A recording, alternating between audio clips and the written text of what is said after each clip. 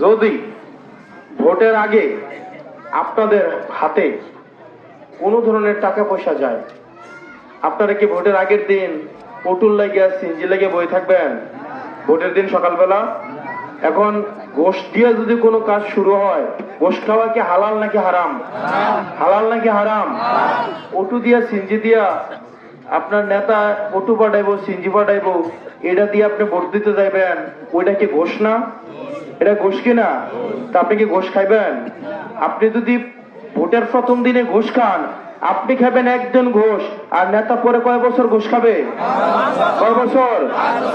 আমি করে দিয়ে যাই, আমার যদি কারো ভাই টুডু ফাটাইতে হয়, সিঞ্জি ফাটাইতে হয়, ভোটের আগের দিন রাতে টিয়া ফাটাইতে হয়, আমি কিন্তু পরের 5 বছর একটা পয়সার কিন্তু টিয়া হিসাব দিলাম। সোজাসুজি কথা, আমি দিলাম, আমি টিয়াটা নিতাম না, তা আমার কি টিয়া দেওয়ার লাগবো? আপনার কি ভোটের আগের দিন 1 রাত টিয়া দরকার নাকি 5 বছর সেবা দরকার? ভোটের আগের 1 রাত টাকা নাকি 5 বছর সেবা? 5 বছর সেবা যদি আপনি পাইতে চান, আপনাকে ভোটের আগের দিন রাতের যেই টাকা পয়সা এবং যেই ঘোষ, সেগুলাকে আপনাকে না বলতে শিখতে হবে। পারবেন কিনা আপনারা? পারবেন কিনা আপনারা?